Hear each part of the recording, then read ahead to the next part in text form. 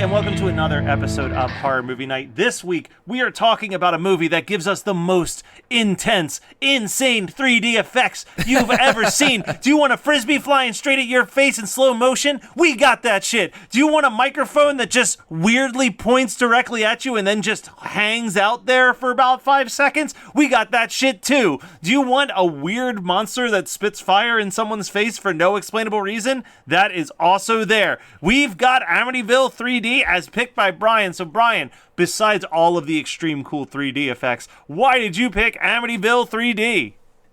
I don't remember. It was when you first asked me to be on the show, and I think this falls under the category of not knowing what the show is about, and I went on Google and I said, what are the worst horror movies out there? Because that's what these guys want to discuss, and we found this, and boy, did it not disappoint for that, because this movie is terrible.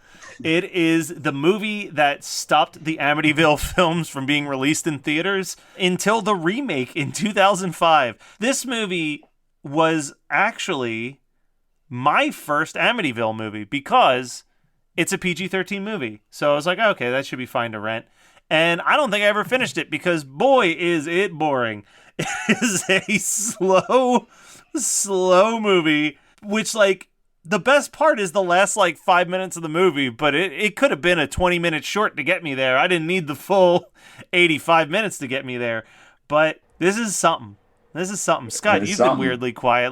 What are your thoughts on Amityville 3D? Oh, I'm sorry. I was having an out-of-body experience with how stupid this film was. This is also known as Amityville the Demon, which I feel like they changed the name just to explain where the fuck that creature came from in the last 5 minutes. If there would have been more of that, I would have been all about it. Yeah. You know, this movie is just... Here's the thing about...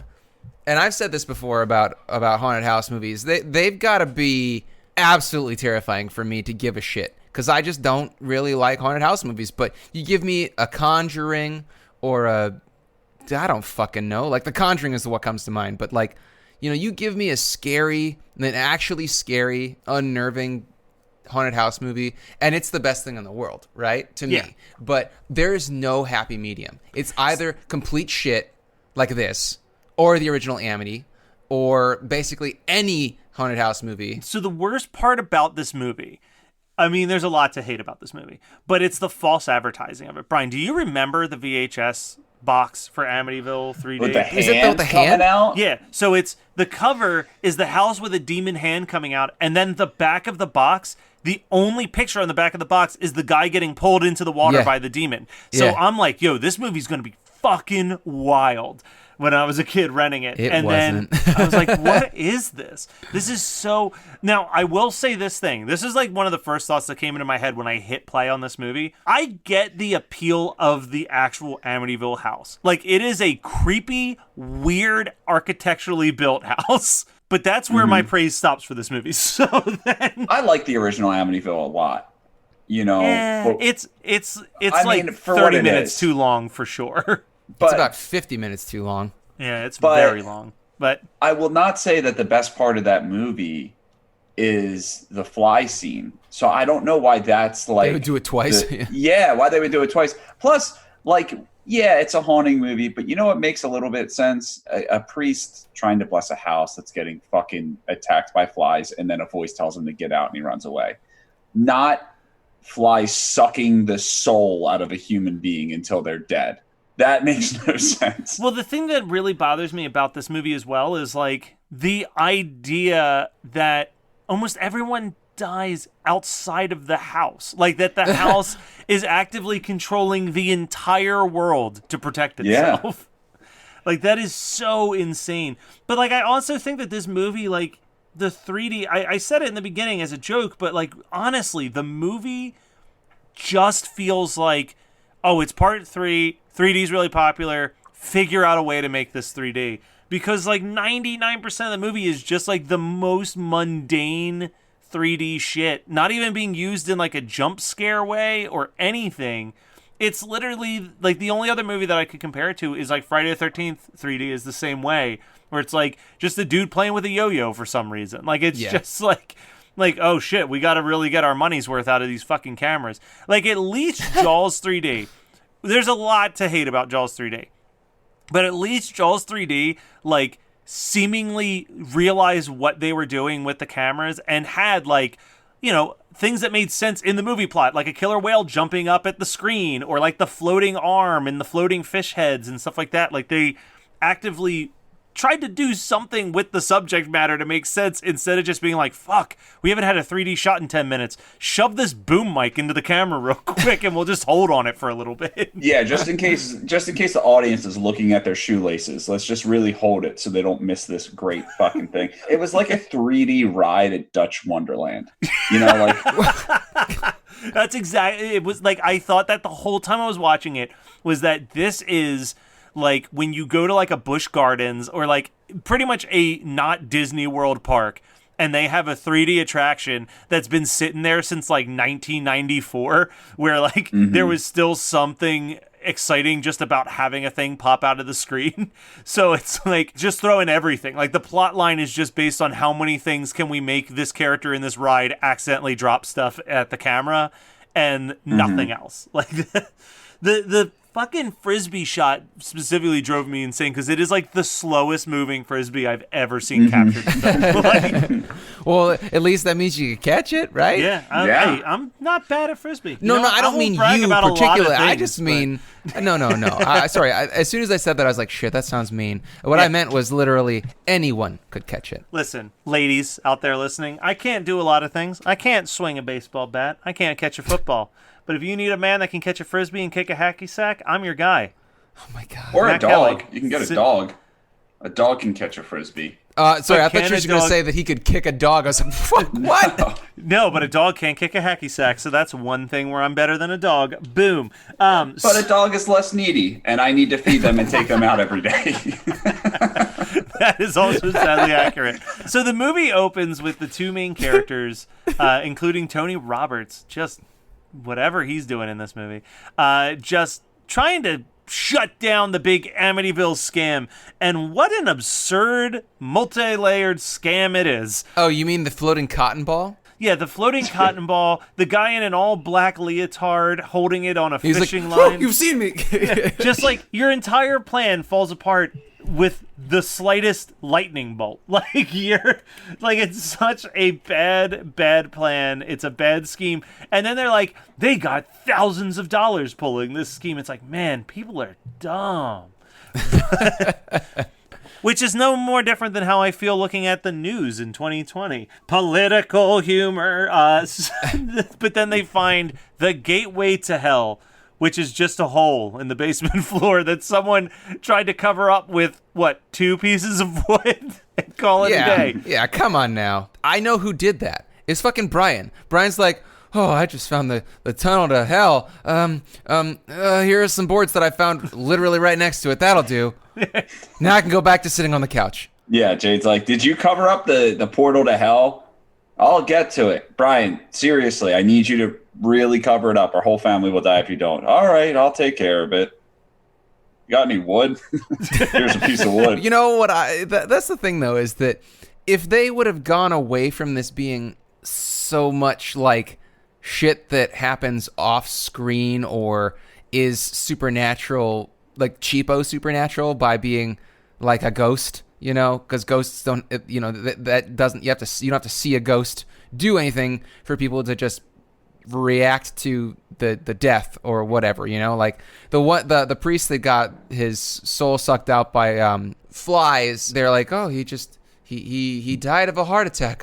I watched him die, and then you just stay in the house. That's not weird. Yeah. But the thing about it is that if they would have been like, okay, there's a portal to hell, and something's gonna come out of it, why don't they have the thing come out of it, stalk around the house, and make it a half monster movie, half like demon supernatural movie? Like there are so many ways of it. And you could also make it 3D by having things pop out. Nothing about this movie works. Nothing about it. No. Like, even, there's a scene, my jaw dropped while watching this scene. There's a scene. And not in a good way. No, not in a good way. There's a scene where the main character's coworker is wandering around his new house, the Amityville house. But the music, this is supposed to be a suspenseful scene, and the music is like the most playful, like noise in the background. And I was like, who was the music supervisor on this? Who was watching this scene and was like, was like, we need a plucky, playful song for this suspenseful scene. Like, it's like had the first up until his, because whatever, the guy has the heart attack, gets attacked by flies, whatever.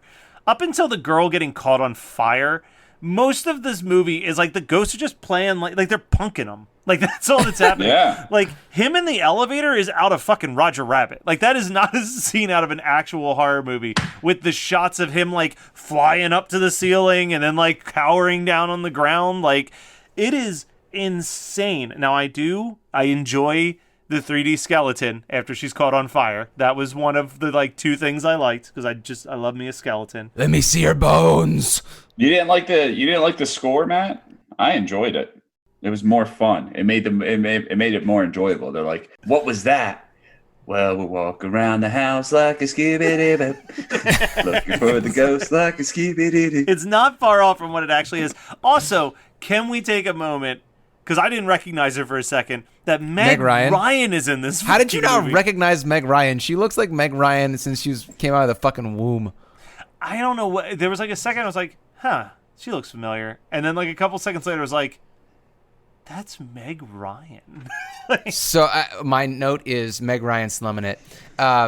And I also, right before that, I said Matt 100% picked this because the lady from Full House is in it, not realizing that Brian picked this. I thought you picked it because of the shitty 3D. But yeah, Brian also gave us a great little insight into the fact that this is coming. No, where it's recording. We're a few days after her going to prison. She went to prison this week, and her first night was weepy, but she's coming along. That's what the latest news report was. Wow. You'd think that it was a slow news week, but 2020 has yet to have a slow news week. Yeah. So, but yes, we get to hear about the girl from Full House having a weepy time in the slammer. Which is just, that whole case is so fucking funny to me because, like, I worked at a university that had a lot of fucking donors. And if you don't think that those donors fucking bum ass kids got into fucking Villanova because of how much money they were given, like, that is the racket that colleges run. And you just threw this washed up actress who was just on her comeback in prison for doing what rich people do all the time. It's not fair, but it's just the way it works. I went to a private college. Do you know how many rich New England fuckers you could, like, pick out of a crowd? Mm-hmm. Half the time, like, they didn't make it past the second semester of freshman year, but that, you're not wrong. That is the way the business is run. Yeah. Yeah, this has been happening since college was created. Yeah. It's kind of like the Pee Wee Herman jerking off in a movie theater type situation. Where it's wasn't like, it a porn theater anyway? Yeah, it was a porn theater. So it's like... everybody jerks off in porn theaters. He didn't get arrested because he was jerking off in a porn theater. He got arrested because he was Pee Wee Herman jerking off in a porn theater.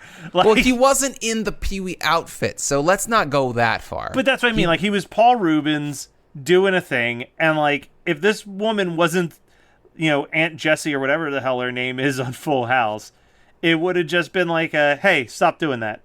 Like a little slap on the wrist. Hey, with great power comes great responsibility. Don't you quote Uncle Ben.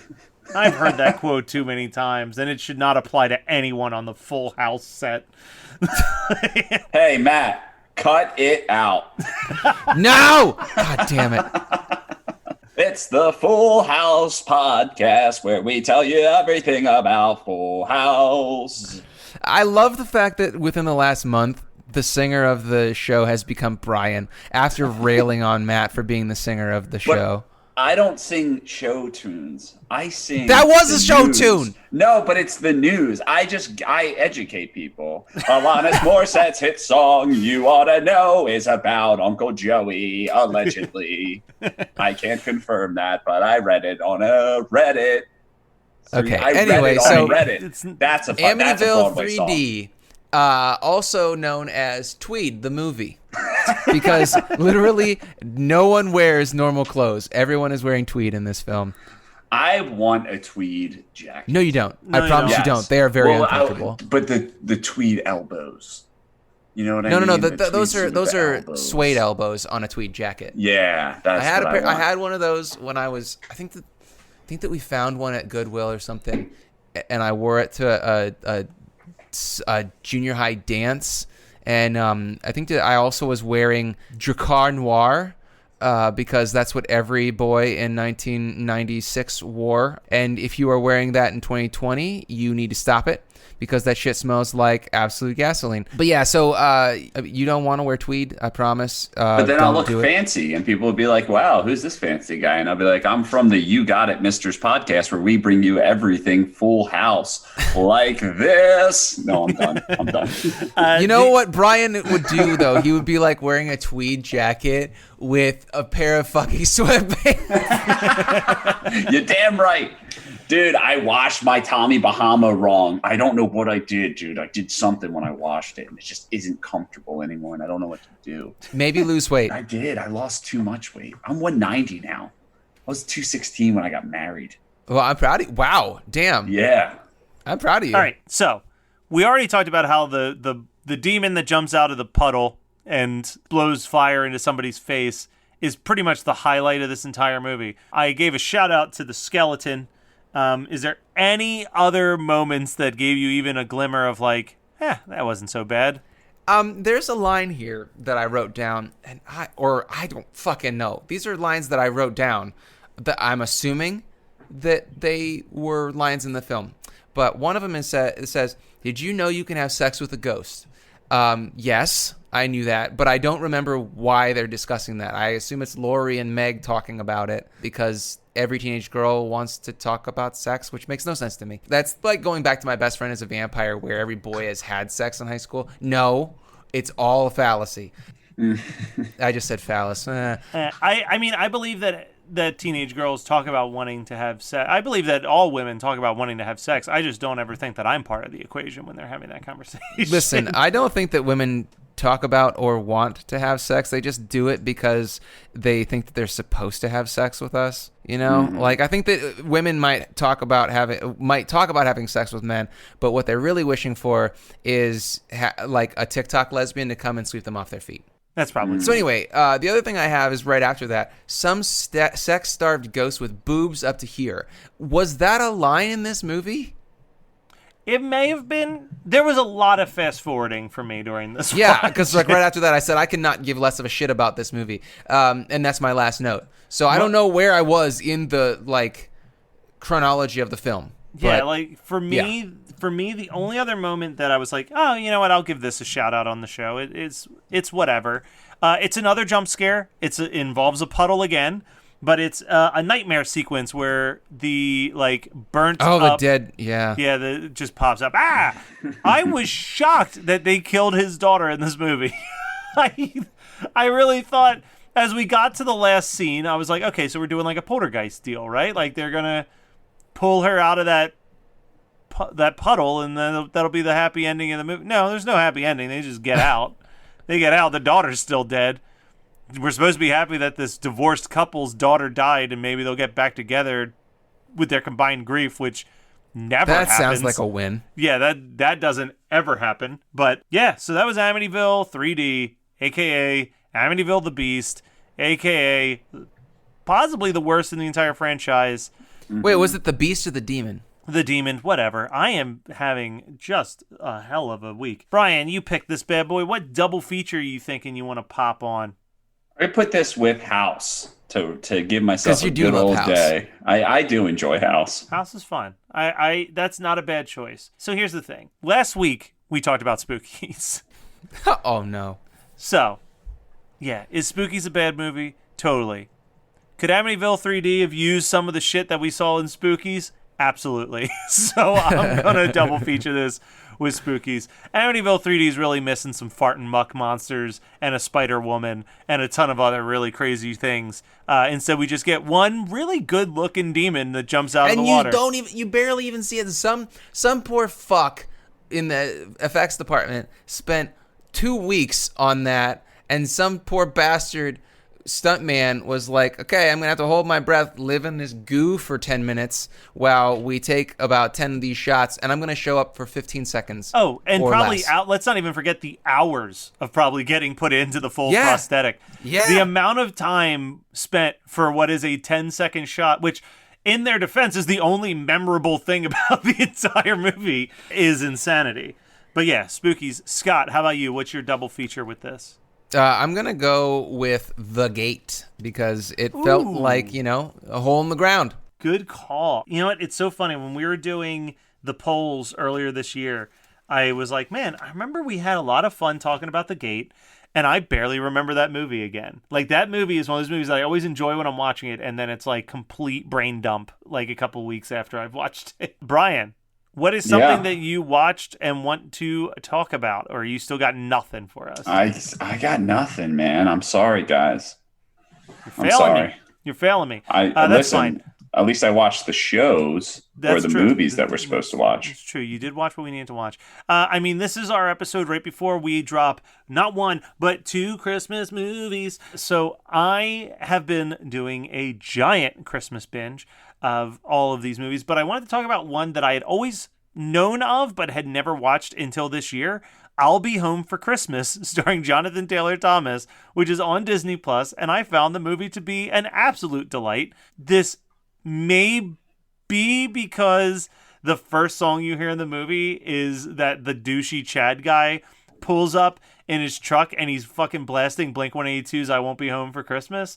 But, I mean, that right out the gate made me be like, all right, I'll give this some attention.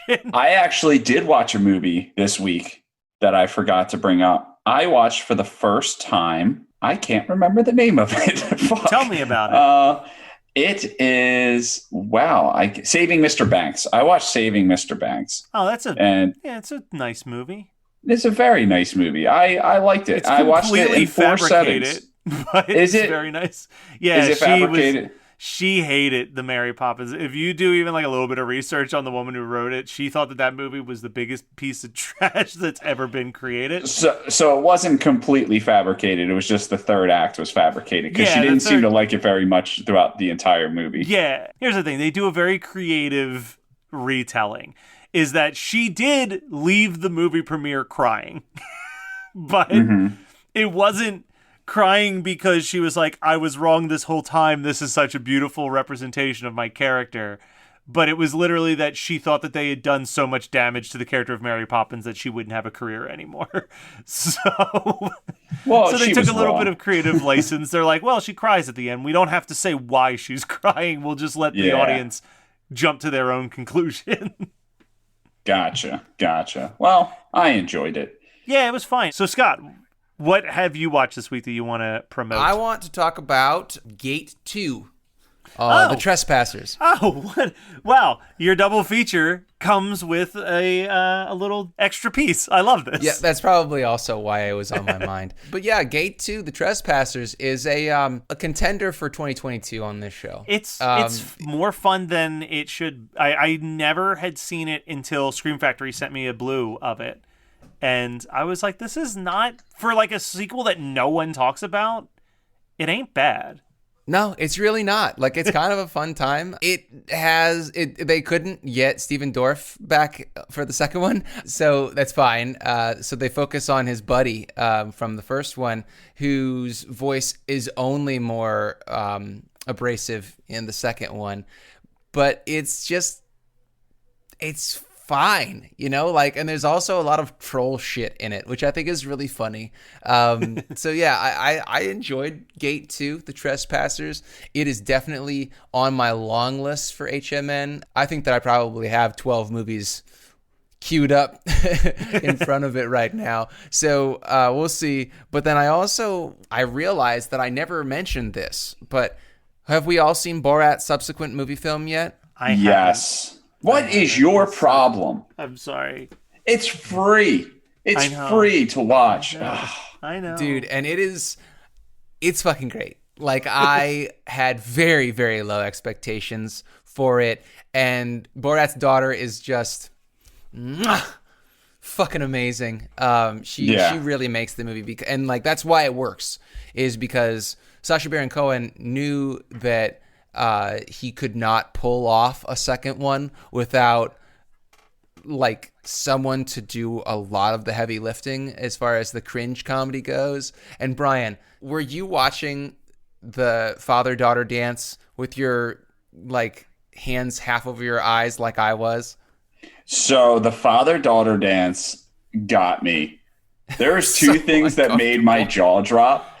And I do not get like, I don't see things as like, oh, that's fucking offensive. You know what I mean? Like, that's so offensive. The father-daughter dance and then the scene at the temple, I got so uncomfortable watching. So I had a lot harder time watching the second one thinking like, this is unscripted. And I do know that the old Jewish lady, he did explain after the fact, I guess. After that the it fact. was, you know. There's one scene, there's one specific character that it's like, you are scripted. Well, there's two. There's no way that the house that he stayed at. Oh, absolutely not. You know, and Yeah. it's just like, and that's fine. You know, it moves the story along, but I just felt like it was just it just felt a little bit more obvious what is real and what's not in the second one. But it's still supremely uncomfortable to watch a certain number of these scenes,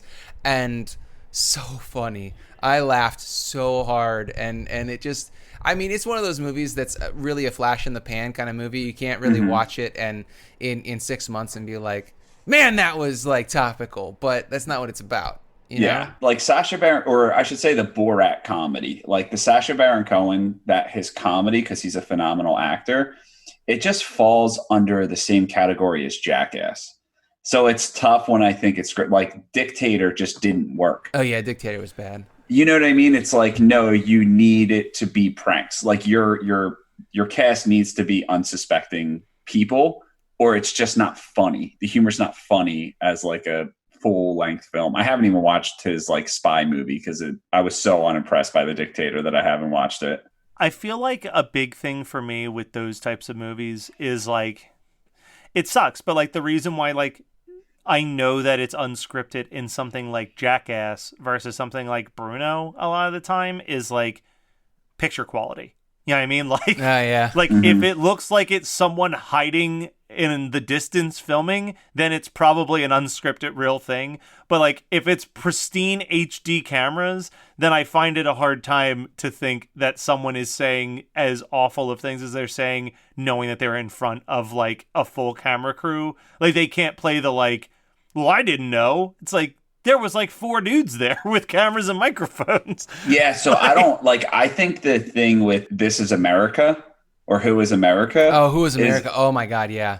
I think that they were all assuming that it was going to be aired in a different country, so they didn't care. But yeah, man, like that shit is not fucking, like people have lost their fucking jobs. Good. Because of that They're show. pieces of shit.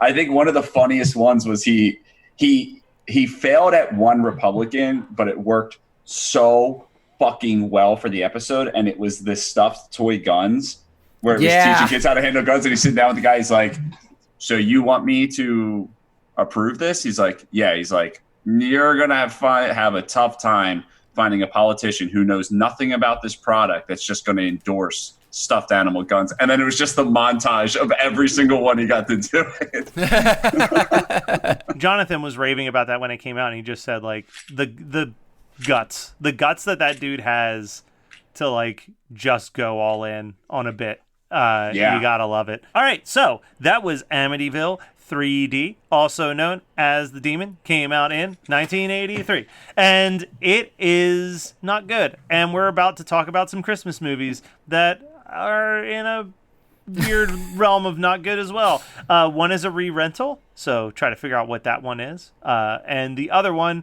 we had been putting off because it was a little too new for us, but you know what? We're running out of stuff to talk about for Christmas. So we are going to watch a film from just 5 years ago. I'm sure through math you will figure it out.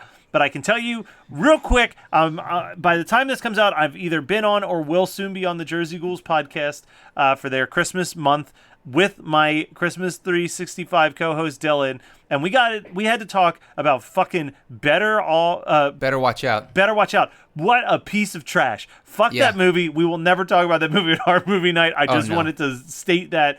Holy shit, what a bad movie. Anyway, check us out at HMNpodcast.com for all of our links to our social media accounts and such. And you know what? Head over to patreon.com/HMN podcast, where we're going to talk about some of the worst 3D effects we've ever seen. All right. Thanks. Bye.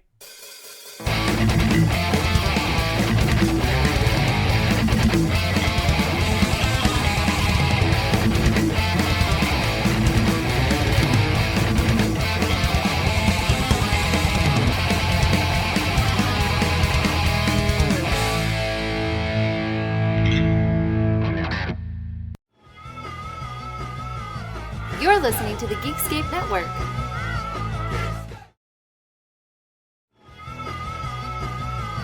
You're listening to the Geekscape Network.